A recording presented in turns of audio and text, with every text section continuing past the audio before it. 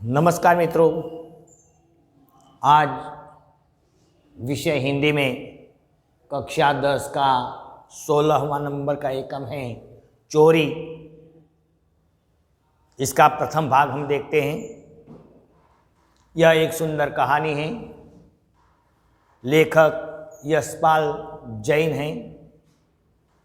जन्म 1912 ईस्वी सन और निधन सन 2000 ईस्वी सन यहाँ बताया गया है। अब यशपाल जैन लेखक के बारे में बता दे तो अलीगढ़ जिले के विजयगढ़ के एक छोटे से कस्बे में यह लेखक का जन्म हुआ है। बाल साहित्य पर उसने अपनी लेखनी चलाई है। 1990 में भारत सरकार द्वारा उसे पद्म विभूषण का पारितोषिक या पुरस्कार भी प्राप्त हुआ है।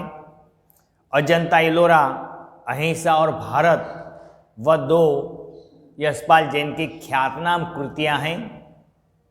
यह एक सुंदर घरेलू कहानी है।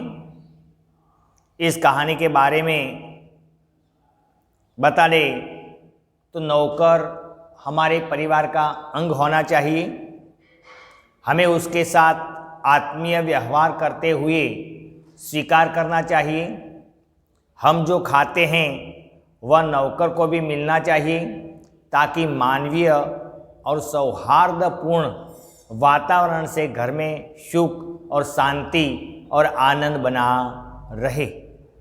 इस संदेश के साथ एक परिवार की कहानी यहाँ सुंदर ढंग से प्रस्तुत की गई। तो आइए हम यह कहानी देखते हैं। सभी विद्यार्थी अब अपनी किताब खुली रखें ताकि आप ठीक तरह से एकम को समझ सको। देखें, कमरे को साफ कर झाड़ू पर कूड़ा रखे जब बिंदु कमरे से बाहर निकला।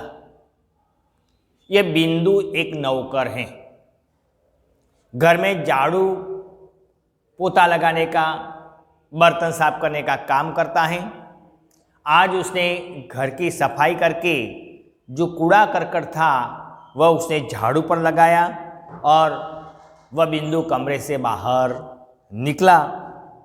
तब बरामदे में बैठी मालती का ध्यान उसकी ओर अनायास ही चला गया। बरामदा मतलब ओसरी, बरामदा।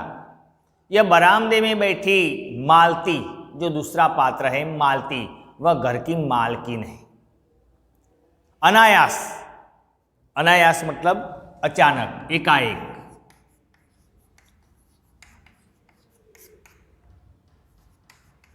एकाएक क्या? अनायास मतलब एकाएक, अचानक भी होता है। अचानक,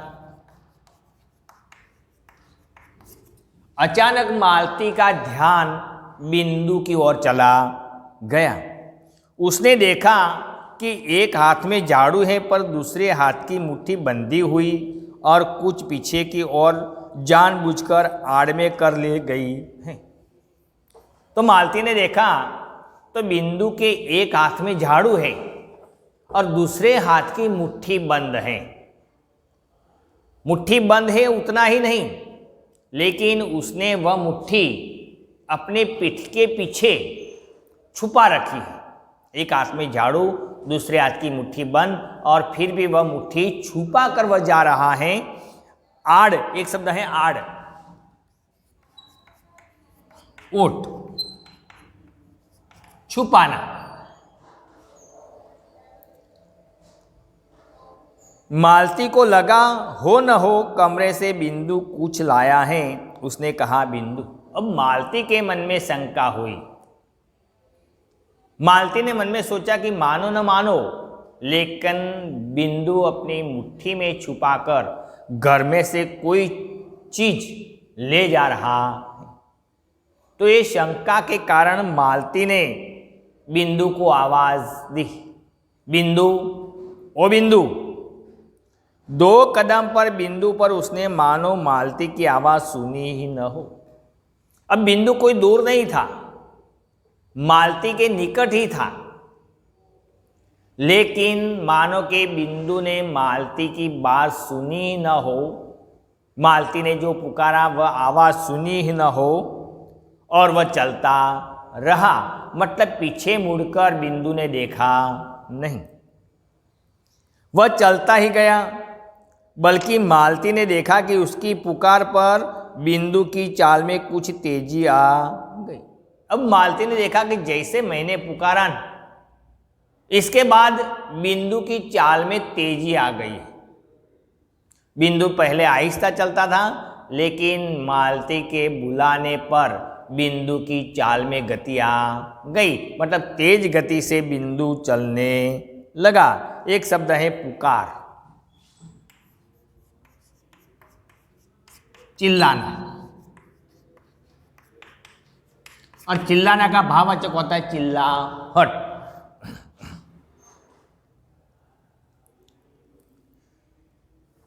गुस्से में भरकर उसने कहा, बिंदु, ओ बिंदु, ठहर, कहाँ जाता।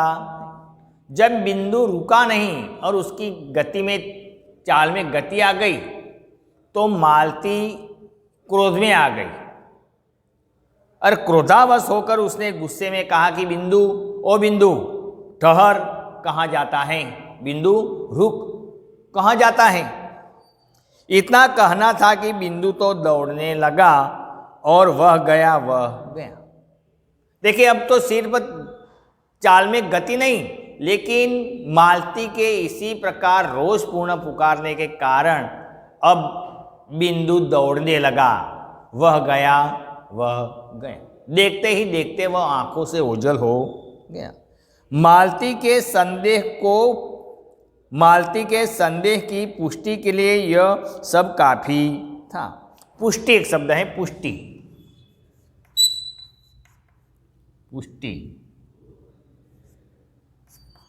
समर्थन।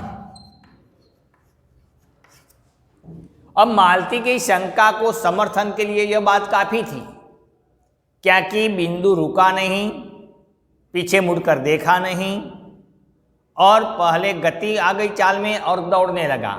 इसलिए मालती के मन में जो शंका थी, वह शंका को समर्थन मिल गया।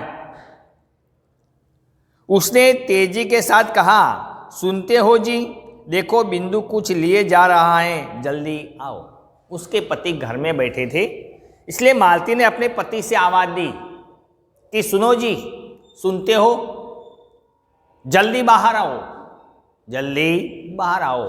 देखो, यह बिंदु अपने हाथ में छुपाकर कुछ ले जा रहा है। हमने पुकारा लेकिन रुका नहीं और दौड़ने लगा है। नंदन अपने कमरे में बैठा अपने पत्र के लिए कुछ लिख रहा। तीसरा पात्र है नंदन। एक पात्र है बिंदु जो नौकर है, दूसरा पात्र है और बिंदु वह नौकर है। तीसरा पात्र आया नंदन, वह घर का मालिक है और मालती वह घर की मालकिन है, मतलब नंदन की पत्नी है। नंदन अपने कमरे में बैठा अपने मित्र के लिए पत्र में कुछ लिख रहे थे। उसी समय मालती का यह चिल्लाना उसे अच्छा नहीं लगा और उसने चाहा कि टाल दे, पर मालती माने तब नहीं। अनायासी मालती ने इसी प्रकार पुकारा नहीं, तो यह पुकारना नंदन को अच्छा लगा नहीं। नंदन ने पहले तो सोचा कि यह बात टाल दे, बाहर न जाए, लेकिन मालती के सामने उसकी एक चली नहीं। मालती माने तब ने। वह कमरे में आ गई और बोली, झटपट उठो, देखो बिंदु मुट्ठी में दबाए कुछ ले गया। कि देखो, झटपट उठो, बाहर निकलो, बिंदु के पीछे भागो। बिंदु एक हाथ में झाड़ू, दूसरे हाथ की मुट्ठी बंद और इसके अंदर छुपाकर कुछ लेकर यहां से भागा।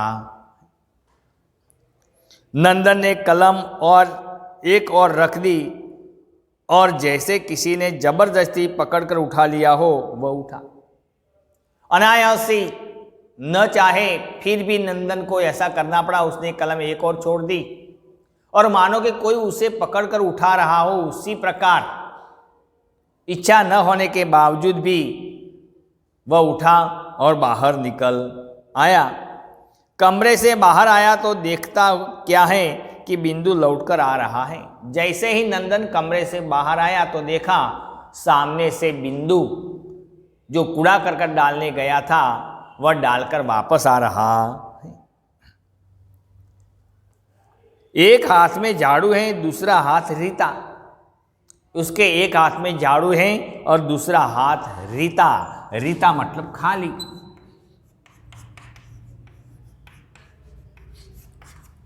रीता मतलब खाली।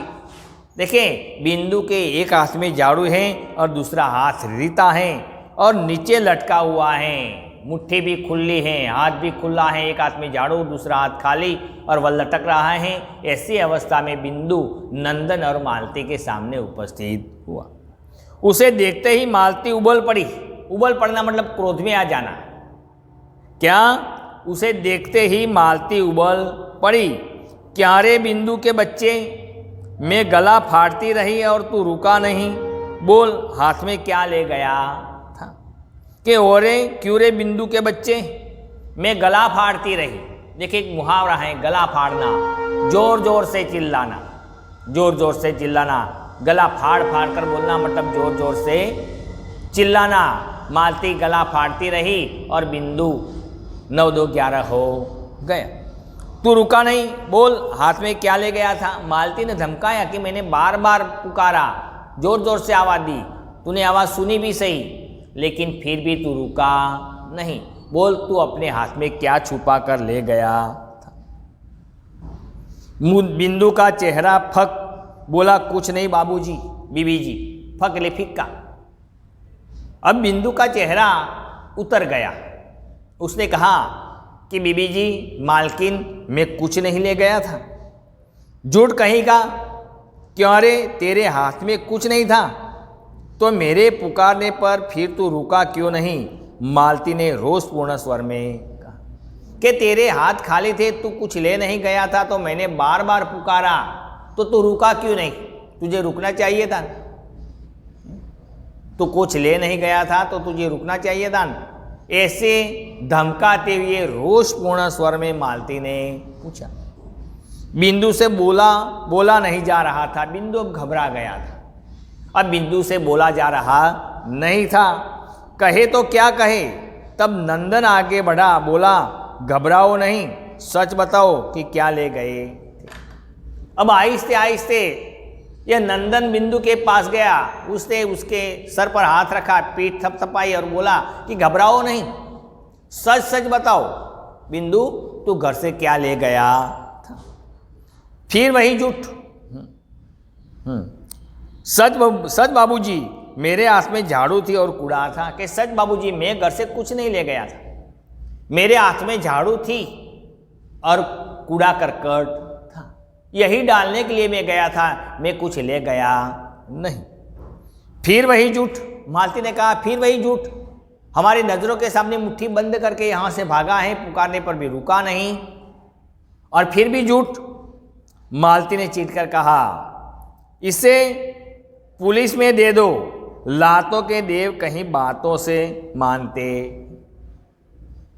लातों के देव कहीं बातों से। मालती ने कहा कि इसको पुलिस के हवाले कर दो, मार पड़ेगी तो वह सच सच बता देगा।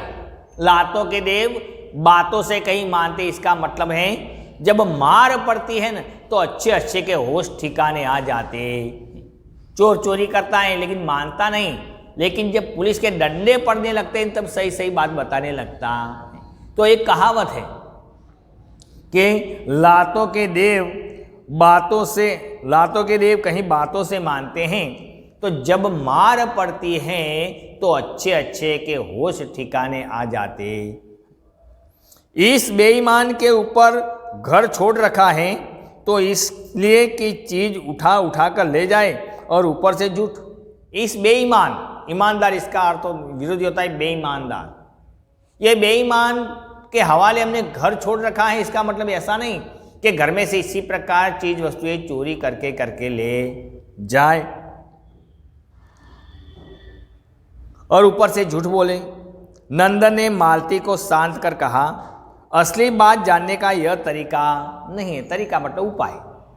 नंदन ने मालती को शांत किया और मालती से कहा कि सच्ची बात जानने का यह तरीका नहीं।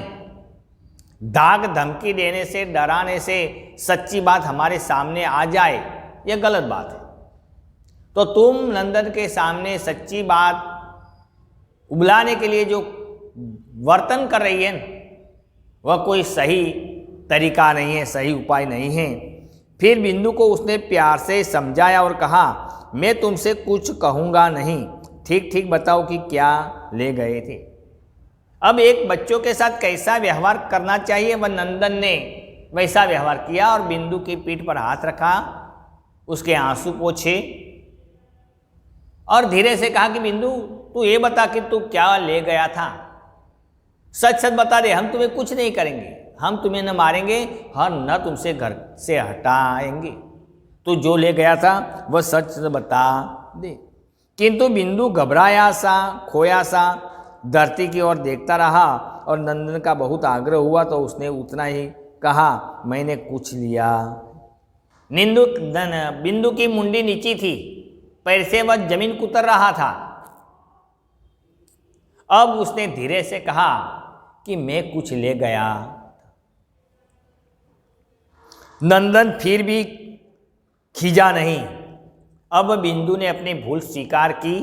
मालती यहाँ सही जान मालूम हुई, लेकिन फिर भी नंदन गुस्से में आया नहीं। नंदन ने अपने क्रोध पर काबू रखा, बोला, अच्छा चल देखो तू कूड़ा कहाँ फेंक आया है। कि अच्छा कोई बात नहीं, मेरे साथ चल, तूने कूड़ा कहाँ फेंका है वह स्थान मुझे बता दे। बिंदु पहले तो कुछ ठिठकना मतलब रुकना। बिंदु पहले जाने के लिए रुक जाता है, मतलब उसके पैर नहीं ऊपरते, वह ठिठक जाता है, रुक जाता है। अनंतर मुड़कर चुपचाप आगे हो लिया और अनंतर प्यार इसके बाद बिंदु धीरे धीरे आगे चलने लगा। नंदन उसके पीछे पीछे जहाँ कूड़ा करकट फेंका है वहीं ले गया। नंदन और मालती ने वह जगह देखी पर कुछ दिखा नहीं। नंदन और मालती ने वह स्थान देखा जिस स्थान पर बिंदु ने कूड़ा फेंका, वह स्थान देखा, लेकिन वहाँ कोई कुछ दिखाई दिया नहीं। नंदन ने कहा, बिंदु यूँ हैरान करने से क्या होगा? कि बिंदु तू हमें हैरान क्यों करता है? सही सही बता दे तू क्या ले गया था, कहाँ फेंका है, हम तुझे कुछ नहीं करेंगे। जो बात है सच सच बता दे। बता क्यों नहीं देता कि क्या लाया था? बता दे तो बता क्यों नहीं देता कि क्या लाया था। बिंदु के होठ खुले जैसे कुछ कहना चाहता हो पर फिर बंद हो गए। अब धीरे धीरे बिंदु अपना होठ खोलता है, मानो वह कुछ कहने का प्रयत्न कर रहा हो, लेकिन फिर वह बंद हो गया, मतलब कुछ बोला नहीं। हाँ कहो, रुक क्यों गए? क्या बिंदु बोलो कुछ बोलना चाहते हो, रुक क्यों गए? नंदन ने शांत स्वर में कहा कि बोलो, कुछ कहना चाहते हो, हमें बता दो, सच सच बात हमें बता दो, हम तुम्हें कुछ करेंगे नहीं, कुछ कहेंगे भी नहीं। बाबूजी। बिंदु फिर चुप। बिंदु बोला कि बाबूजी, और इतना कह के फिर बिंदु चुप हो गया। शाबाश, कहो बिंदु, शाबाश, बताओ क्या कहना चाहते हो। बाबूजी, थोड़ी सी मेवा नीचे पड़ी थी, मैं उठा। कि बाबूजी, घर में थोड़ी सी मेवा पड़ी थी, मुझे खाने की इच्छा हुई, इसलिए मैं यह मेवा अपनी मुट्ठी में दबाकर ले आया। बिंदु कह तो गया, पर जैसे वह अनुभव कर रहा था कि दुनिया का जाने कितना गहरा पाप उसने कर डाला। बिंदु ने इतना कहा और वह मन में सोचने लगा कि दुनिया का कितना बड़ा पाप मानो कि मैंने कर दिया ना हो, बहुत बड़ी चोरी ना कर दी हो, वैसा भाव बिंदु के मन में प्रकट हुआ। मैं कहती थी, मालती बोल उठी, मालती बीच में बोल उठी कि मैं कहती थी, तुम मेरी बात मानते नहीं थे। मैं कहती थी कि बिंदु घर से कोई चीज़ उठाकर निकला है, देख मैं सही जान पड़ती हूँ कि यह कुछ न कुछ ले जरूर आया है।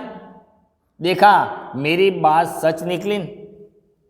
मेवा का तुमने क्या किया बिंदु? फिर आहिस्ते आहिस्ते धीरे धीरे नंद ने पूछा कि तू मेवा ले गया था, तो मेवा का तुमने क्या किया? खा ली साहब, कि मैंने खा लिया। इतनी जल्दी बिंदु झूठ मत बोलो, सच बता दो, इधर फेंक। फिर कहना, नंद कहते कि तुमने इतनी जल्दी से खा ली, ये तो शक्य ही नहीं, कैसे हो सकता है? सच सच बता दो, तुमने मेवा का क्या किया? तो उसने बताया कि साहब इधर मैंने फेंक दी। क्या? मेवा मैंने इधर फेंकी है।